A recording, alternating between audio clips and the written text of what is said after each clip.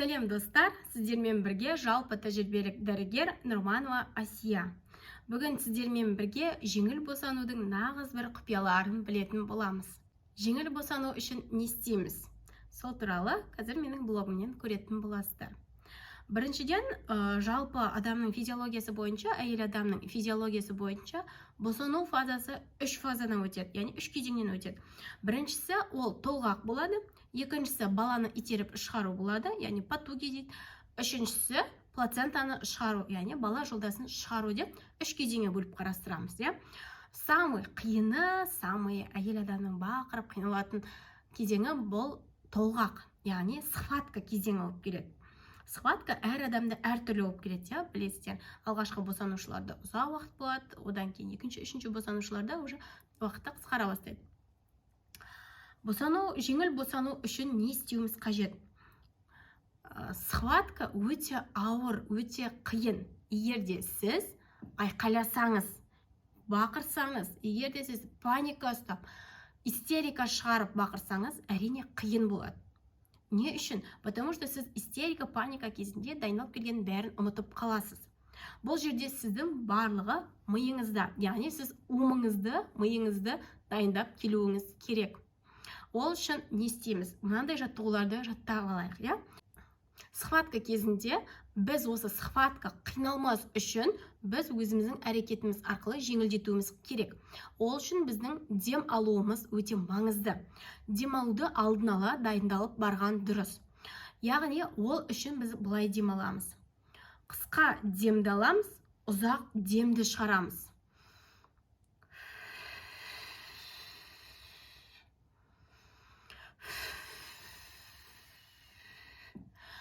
Енді қараңыз, ол жерде сіз қиналып жатқасын, сіз қандай дыбыс шығарсаңыз да бұл маңызды емес, Барлығы идеально болуды керек емес.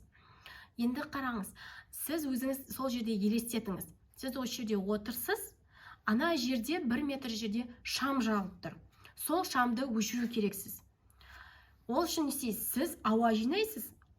Біздің дем алысымыз 4 секунд қана болу керек, Қысқа дем аламыз.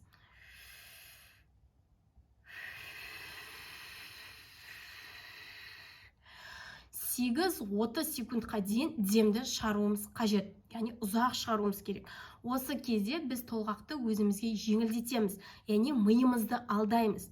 Егер ондай алдамай истерикаға түсетін болсаңыз, әрине сізбен бірге балаңыз да қиналады.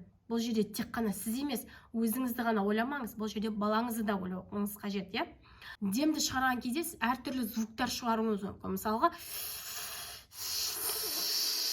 деп немесе деп немесе деп әртүрлі дыбыстарды деп демалуыңызға болады.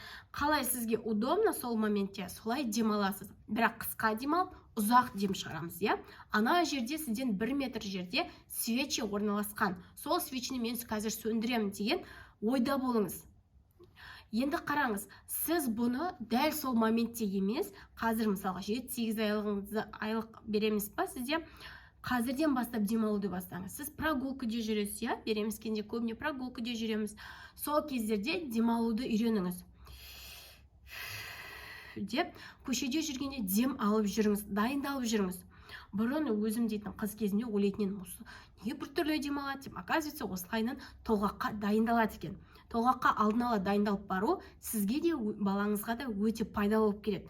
Өйткені айтып отырмын ғой, сіздің қандай әрекет жасайсыз толғақ кезінде, балаға дәл солай әсер етеді. Бұл жерде жалғыз сіз емес, балаңыз да қиналып жатыр. Соны ұмытпайық. Енді екінші кезең. Бұл кезеңнен аман-есен өттік делік, Ол үшін не істейміз? Толғақ басталғанда дұрыс демаламыз. Паникаға түспейміз. Потому что ол тек қана 1 күн ғана болады толғақ, Максимум 1 күнге дейін, 1 күн 2 күн болады әр адамда. Немесе 4-5 сағат қана болады. Сол моментті ғана өткізіп алсақ, бізге дейтін, әрі қарай болды, қиналыс жоқ, Енді қараңыз. Толғақ басталды, қысқа дем аламыз, ұзақ дем шығарамыз, ана жердегі свечиді сөндіреміз. Осыны миларыңызға тоқып алыңыздар. Жақсы ма? Қысқа дем аламыз, ұзақ дем шығарамыз, алдымызда свечи тұр, соны сөндіруіміз керек. Дем алуымыз 4 секундтай болады, дем шығаруымыз 8-30 секундқа дейін демді шығарамыз. Ұзақ шығаруымыз қажет. Неше түрлі звук арқылы демді шығаруға болады, өзіңіздің қалауыңыз бойынша. Ол жерде ұялатын ештеңе жоқ. Келесі бізде патуги, яғни бұны біз баланы итеріп шығару процесі болып келеді. Яғни біз әйел адамның организмінен баланы қуып шығаруымыз қажет. Ол үшін не істейміз? Ол үшін біз ештеңе істемейміз емес, тағы да біз дем алуымыз дұрыс болу қажет. Яғни бұл кезде біздің маткамыз сокращаться етіле бастайды. Бұл кезде сіздің маткаңыз сокращаться етіліп жатқан кезде сіз мына жақта күшеніп көмектесеңіз, сізде ешқандай разрывсыз бәрі ойдағыдай өтеді. А егер сізде маткаңыз сокращаться етіліп, сіз мияқтан күшенбе деген кезде күшеніп қалсаңыз, сізде разрыв привет болады. Іштен, сырттан, шейкада, промежность бәрінде разрыв болуы мүмкін. Соның алдын алу үшін қазірден бастап патугиға да дайындаламыз. Патуги кезінде сізге акушерка күшен деп айтады. Күшен деген кезде сіз ауаны бетіңізге емес, кеудеңізге жинайсыз. Жинайсыз да, күшен деген кезде мына ішке қарай итересіз.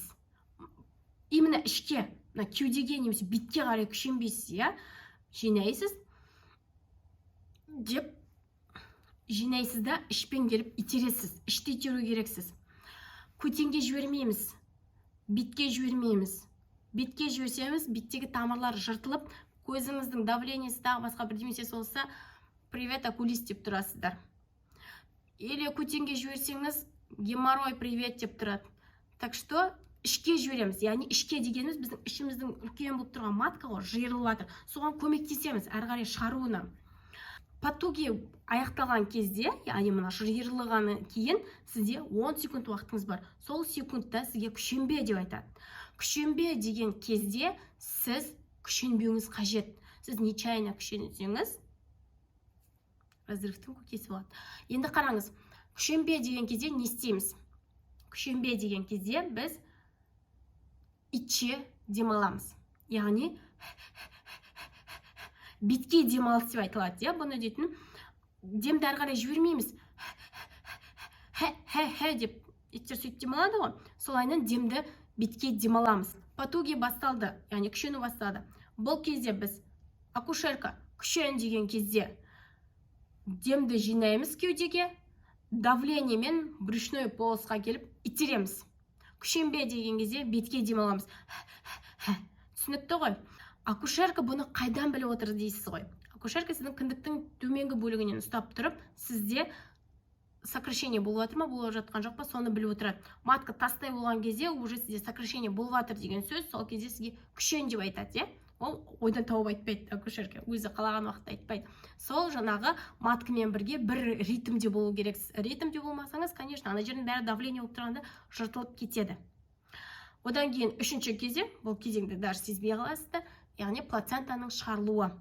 Плацентаны матка қуысынан шығарып алады. Енді бәрін басынан бастап айтайық. Толғақ басталды. Толғақ басталған кезде не істейміз? Демалысымыз дұрыс болу қажет. Яғни сіз алдыңызда 1 метр жерде майшам жанып тұр, свечи жанып тұр. Сол свечиді көріп тұрсыз да, ойша ойлайсыз. Свечи апарып жүрмеңіз. Свечиді көріп тұрсыз да, ойлап тұрсыз. Сол свечиді қазір сөндіруіңіз керек. Деп демді аласыз. Деп демді шығарасыз. Қайттан солайынан. Дем алуыңыз қысқа, дем шығаруыңыз ұзақ болу қажет. Бұны сіз ертерек дайындалыңыз. Прогулкада жүрген кездерде, үйде отқан кездерде дайындалып барғаныңыз дұрыс. Паника ұстамаймыз. Қорықпаймыз. Тек қана ол бүкіл әйел адамда болып жатқан процесс бір күнде өтіп кетеді. Алдыңызға әп-әдемі сәбиіңіз дүниеге келеді. Келесі процесс ол патуги, яғни баланы итеріп шығару. Итеріп шығару кезінде акушерка күшен деген кезде демді жинаймыз да кеудеге, давлениемен брюшной полосқа итереміз. Күшенбе деген кезде бетке дем аламыз. Күшен деп шығарамыз. Күшенбе. Күшенбе деген кезде дем алмай, тағы басқа бірдеме жасамаймыз. Күшенбе деген кезде күшен қойсаңыз, сізде не болады? Разрыв болады. Так что барлығы ойдағыдай өтеді. Главное, паника ұстамаймыз, қорықпаймыз, истерика шығармаймыз. Өзіңіздің денсаулығыңызды күтіңіз. Менің каналымда қалып, тіркеліп кетіңіз. Сіздерге өте күшті ақпараттар алда бұйырса болады. Барлық келіншектерге жеңіл босануын Алла нәсіп етсін деймін.